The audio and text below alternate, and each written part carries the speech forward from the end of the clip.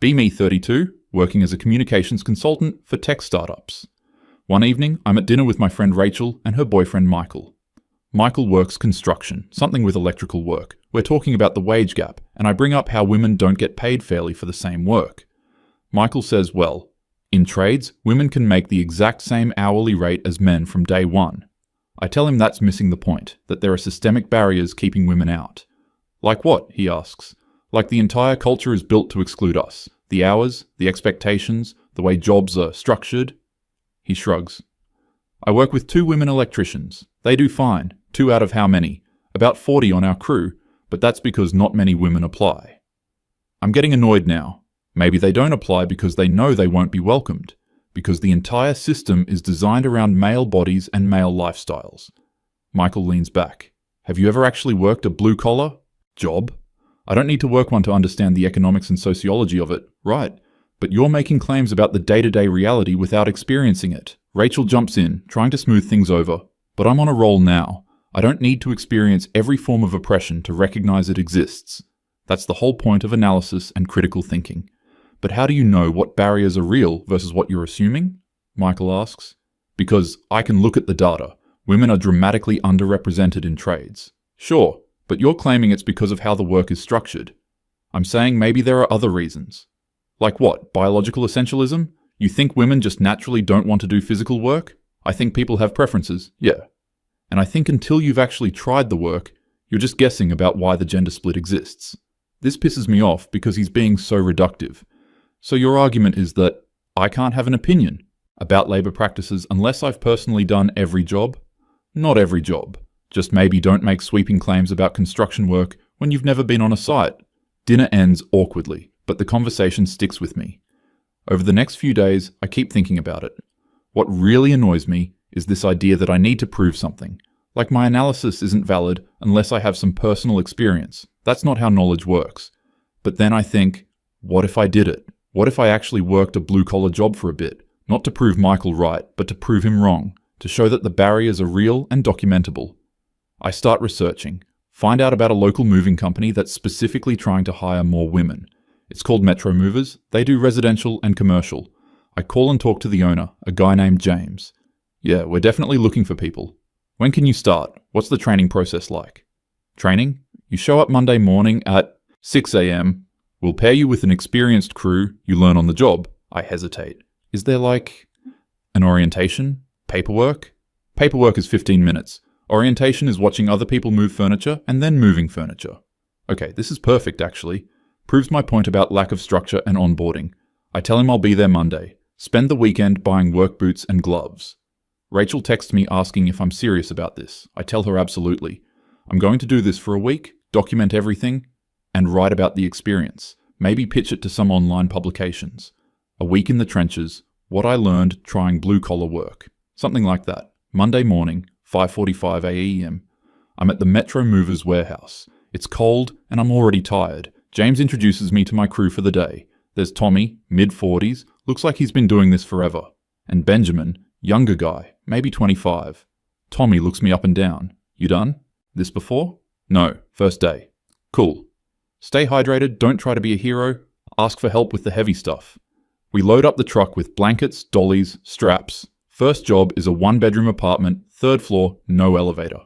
We get there and Tommy starts explaining the process. Assess everything first. Figure out what comes apart, what goes as is. Plan the route. Seems straightforward. We start with boxes. I'm carrying boxes down 3 flights of stairs. After the 4th trip, I'm already breathing hard. Benjamin passes me on the stairs carrying 2 boxes stacked. Pace yourself, he says. It's a marathon, not a sprint. By the time we get to the furniture, I'm already sore. We're doing a couch next. Tommy and Benjamin lift it easily. I take the middle, except I'm not really helping, I can tell. My arms are shaking and they're basically just letting me pretend to carry weight. We get it down the first flight and Tommy calls for a break. You good? He asks me. Yeah, totally fine. Your face is super red.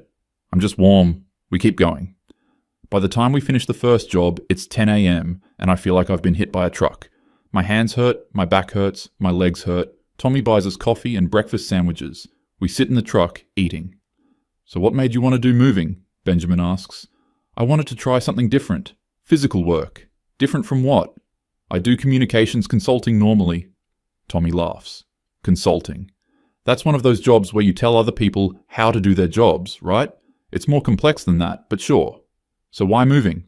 Why not like warehouse work or something easier? I guess I wanted to challenge myself. And also prove a point, but I don't say that part. Well, you picked a hell of a week. We got 3 big jobs lined up.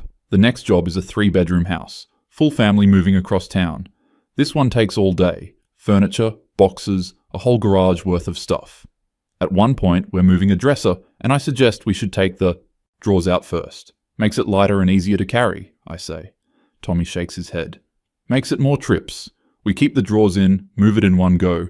But isn't that harder on your back? You use your legs, not your back. Here, watch. He demonstrates the proper lifting technique. I try to copy him, but I can feel I'm not doing it right. My back is still taking most of the strain. By 2 p.m., I'm running on pure stubbornness. We stop for lunch, sitting on the truck bumper. The client brings us out water and thanks us. She specifically thanks Tommy and Benjamin by name, barely looks at me. I notice this. Benjamin notices me noticing. She's known Tommy for years. He's moved her 3 times. Oh. We finish the job around 6 p.m. I can barely climb into the truck. Tommy drops me back at the warehouse. Same time tomorrow? Yeah, I say, even though everything in me wants to quit right now. I drive home in a daze. My apartment feels like a palace. I stand in the shower for 30 minutes. My hands are blistered. I didn't bring the right gloves. Apparently, I'm too tired to eat dinner. Just collapse into bed. Tuesday morning is worse. My whole body hurts in ways I didn't know were possible. My alarm goes off at 5 a.m. and I actually consider calling in sick, but that would prove Michael's point. That would be admitting I can't handle it. I drag myself out of bed. At the warehouse, Tommy takes one look at me and laughs. Day 2 is always the hardest. I'm fine. Sure you are. Here. He tosses me a bottle of ibuprofen. Today we're doing an office relocation. Cubicles, desks, filing cabinets. Everything is heavy and awkward. We're working with another crew today. There's a woman on the other crew. Her name is Sarah. She's probably mid-30s, built like she does CrossFit. During a break, I try to talk to her. How long have you been doing this? 4 years. Do you like it? Pays well? Good workout. Boss is fair. Do you ever feel like the job isn't really designed for women? She gives me a weird look. Designed how? Like the physical requirements, the way everything is structured. It's moving furniture. It's physical. That's the job. Right. But doesn't that inherently favor men? I mean, some guys are stronger than me. Some guys I'm stronger than. You get better at it over time. But on average, look, she says, cutting me off, I don't really think about it that way. I show up, do the work, get paid. Same as everyone else. But don't you think there are systemic issues? I think you're overthinking it. She walks away. I'm annoyed by this interaction. She's participating in her own marginalization without even realizing it. The rest of the day is brutal. At one point, I drop my end of a desk. It's not a big deal. Nothing breaks. But Tommy has to quickly adjust his grip. You okay? He asks. Yeah, sorry, my hands just slipped. Take a minute if you need. I'm fine. But I'm not fine. Every part of me hurts. And I'm starting to realize I'm not actually contributing that much. Mostly I'm moving boxes and the lighter stuff. Tommy and Benjamin and the other guys are doing all the heavy lifting. Literally. Wednesday I wake up and I can barely move my arms. Seriously consider quitting. Text Rachel. This is insane. My whole body is destroyed. She texts back. You don't have to prove anything. Just stop if it's too much. But that feels like giving up. I show up to work. James is at the warehouse today. He pulls me aside. How you holding up? Good. Fine. Tommy says you're working hard. Thanks. Look, I appreciate you giving this a shot. Not many people make it past day 2, but if this isn't for you, no shame in that. Something about the way he says it irritates me. Like he's already written me off. I'll be fine. Just adjusting. Alright, we got a big job today. Storage unit cleanout. The storage unit is a nightmare. It's a 10 by 20 unit, packed floor to ceiling.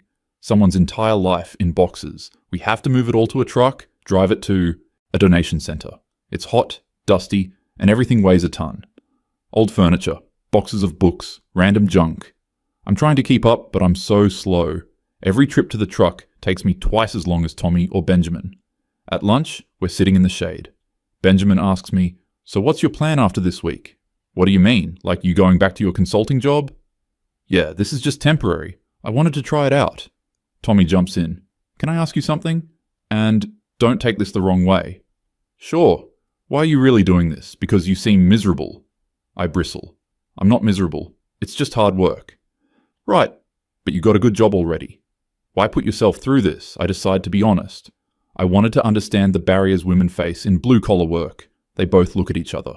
Benjamin speaks carefully. What barriers? The physical demands, the way the job is structured, the culture. Tommy sets down his sandwich. Okay, I'll bite. What about the culture? Well, it's a male-dominated field. That creates certain dynamics. What dynamics? Like expectations, assumptions about who can do the work. You mean like me assuming you're strong enough to move furniture? Kind of, yes. Tommy laughs, but not in a mean way. But you're not strong enough. Yet. That's not an assumption, that's just reality. Right, but that's because the job is designed around male bodies. Benjamin leans forward. How would you design it differently? I haven't really thought about this specifically. Maybe smaller loads, more trips, better equipment? We have equipment, dollies, straps, lifts. You've seen us use them, but the default is still manual lifting. Because that's literally the job, Tommy says. Moving things from point A to point B. How else would you do it? I'm saying maybe the job itself is structured in a way that excludes people. Tommy looks genuinely confused now. But people hire us to move heavy stuff. That's the service. Should we just not move heavy stuff? You could use more equipment, more automation. That costs money, which means we'd have to charge more, which means we'd lose clients. Benjamin adds, and even with equipment, someone has to operate it. Someone has to lift things onto the dolly. Someone has to navigate the stairs. I understand that. I'm just saying the barrier to entry is really high. Tommy nods slowly. Yeah, it's hard work. That's why it pays decent. If it was easy, everyone would do it. But doesn't it bother you that it's almost all men? Sarah seems to do fine, Benjamin says. One woman out of dozens of men. So what's your solution? Tommy asks. Should we hire people who can't do the work? No, but because that's what it sounds like. You're saying the job is too hard, but the job is what it is. We can't change physics. I'm getting frustrated because they're missing the point. I'm talking about systemic issues, about why women don't enter these fields in the first place. Maybe because it's hard and they don't want to, Benjamin suggests. Or maybe because they're socialized not to see it as an option. Tommy shrugs. Could be. But once they're here, once they try it, it's the same for everyone. You show up, you move stuff, you get paid. But the showing up part is harder for some people. Sure. But that's true for everyone in different ways. I got arthritis in my knee. That makes it harder for me. Should the job change because of that? I don't have a good answer. We finish lunch in silence. The rest of the week is more of the same. Brutal, physical work that I'm barely keeping up with. By Friday, I'm running on pure spite. My body has adjusted slightly, but I'm still the weakest link. Our last job of the week is a big one. 4-bedroom house, full family, lots of stuff. We're working with a full crew. Sarah's there again, plus a few other guys I haven't met. One of them is named Leo, older guy, probably late 50s. We're in the truck during a break, and somehow we get on the topic of pay. I mention the wage gap. Leo raises an eyebrow. What wage gap? We all get paid the same hourly rate. I mean the broader wage gap. Women earning less than men overall. Oh, that. Yeah, I never really bought into that. Here we go. It's documented fact, I say. It's documented that women earn less on average, but that's not the same as for the same work. There are studies that control for occupation and experience, and they show a gap of like, what, a few %? Which could be explained by negotiation, hours worked, all kinds of things. Sarah jumps in, surprisingly. I negotiated my rate when I got hired. Got an extra $1.50 per hour just by asking. Leo nods. Exactly. That's on you to negotiate. But women are socialized not to negotiate, I counter. So whose fault is that? Leo asks. Should employers just offer more money to people who don't ask? Maybe there should be more transparency. Standard rates. We have standard rates. Starting pay is $18 an hour. But if you prove yourself, you can negotiate up. That's fair. But if women are less likely to negotiate, then that's something women need to work on, Sarah says flatly. I'm not going to make less money because other women don't ask. I'm surprised by her stance. Don't you think there are structural reasons why women negotiate less? Sure, maybe. But at some point you have to take responsibility for yourself. Leo agrees. Look, I got a daughter. I taught her to stand up for herself, ask for what she's worth. That's what parents should do, but not everyone has that support. And that sucks, Leo says. But it's not my employer's job to fix everyone's childhood. The conversation shifts, but I'm still thinking about it. Are they right? Am I making excuses? No. That's not fair to myself. Structural issues are real, even if individuals can sometimes overcome them. We finished the last job around 7 p.m. Friday. I'm dead on my feet. James comes by as we're cleaning out the truck. So, you made it a week. That's more than most.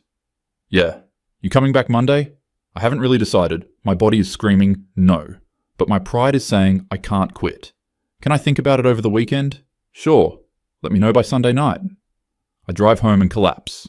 Saturday, I can barely get out of bed. My hands are still blistered despite the gloves.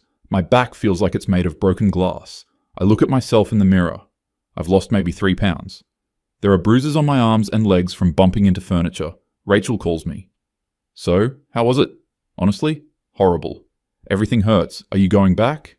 I don't know. Maybe I proved my point already. What point did you prove? I think about this, that it's really physically demanding work. Did anyone say it wasn't? No, but the experience of it, living it, and I don't know, everyone there just acts like it's normal, like this is just what work is. Maybe for them it is. But that's the problem. It doesn't have to be this way. How else would it be? It's moving furniture. Even Rachel is doing this now. You sound like Michael. She laughs. Maybe Michael had a point. You're supposed to be on my side. I am on your side. I'm on the side of you not destroying your body to prove something to people who don't care. Sunday I spend the whole day thinking, do I go back Monday? What have I actually learned? That the work is hard? I knew that already. That I'm not physically capable of doing it well? That's becoming clear. That the people who do it don't see the same barriers I see? That's interesting but frustrating. I think about my conversations with Tommy and Benjamin and Sarah and Leo. They all seem to think the job is fair, that everyone has the same opportunity, but they're missing the bigger picture. Or am I? I decide to call Michael, swallow my pride a bit. Hey, so I did the thing. Worked moving jobs all week. Rachel told me. How was it? Brutal. I'm in so much pain. Yeah, it's tough work. Everyone keeps saying that like it's just an accepted fact. Because it is. That's the nature of physical labor. But doesn't it bother you that it's so hard, that it excludes people? He's quiet for a moment. Can I ask you something? What did you think you were going to find? What do you mean? Like, you went into this with a theory. That blue-collar work is structured to exclude women. What evidence did you find for that? I think about it. The physical demands are really high. Right, because it's physical work. What else? The guys are all stronger than me. On average, yeah. But was anyone a dick to you about it? No. Actually, everyone was pretty nice. Did you get paid less? No. Were you harassed? No. So what was the barrier? I'm getting annoyed again. The barrier is that I literally cannot do the work as well as the men. Okay? And why is that? Because men are physically stronger on average. Right? So the barrier is biology? I don't like where this is going. The barrier is that the work is structured around male capabilities, but it's structured around the work that needs to be done. Moving heavy things. How would you restructure it? I repeat my points about equipment and smaller loads. He counters the same way Tommy did. More equipment costs money, changes the business model, might not even help that much. Look, he says finally, I think you went into this wanting to find discrimination. And when you didn't find it, you're calling the work itself discriminatory. The outcomes are discriminatory. Almost all men, very few women. But that's not the same as discrimination. That's just different choices and capabilities. Choices that are shaped by society. Maybe, but at some point, don't people have agency?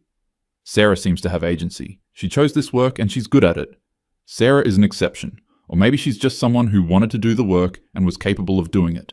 And most women don't want to do it because it's hard and there are easier ways to make money. I'm quiet, he continues, gentler now. I'm not saying there's no sexism anywhere.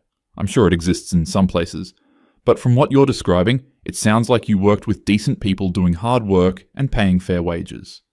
The fact that you couldn't keep up isn't discrimination. It's just reality. So what? Women just shouldn't do this kind of work? Women who want to and can do it should absolutely do it. But we shouldn't pretend that physical differences don't exist.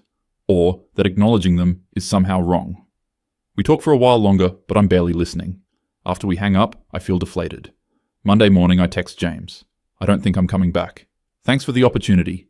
He texts back, no problem. You gave it a solid shot. Most people don't even try. I spend Monday recovering, physically and mentally. Tuesday I'm back at my consulting job. My desk feels like a throne. My hands aren't blistered. I'm not covered in bruises. Everything is climate controlled and comfortable. One of my co-workers asks where I was last week. Took some time off. Tried something new, like a vacation? Not exactly. I don't really want to talk about it. Over the next few weeks, I keep thinking about the experience. I wanted to write about it, document the barriers, expose the inequities. But every time I try to start writing, I get stuck. What did I actually experience? Hard work that I wasn't capable of doing well. People who were mostly nice and helpful. A job that paid fairly but required capabilities I don't have. Where's the injustice in that? Where's the story? A month later, I'm at dinner with Rachel and Michael again. Michael brings it up. So, you survive your week as a mover? Barely. What did you learn? I think about how to answer this honestly. I learnt that I'm not cut out for physical labor. That's fair. And I learnt that the people who do it don't really see the problems I see. What problems do you see? This is the question I've been struggling with. I guess I see a system that works for some people and not others. Rachel jumps in. But doesn't every job work for some people and not others? I'd be terrible at construction. Michael would be terrible at my job. That's just how different jobs work. But the pay gap, Michael cuts me off gently.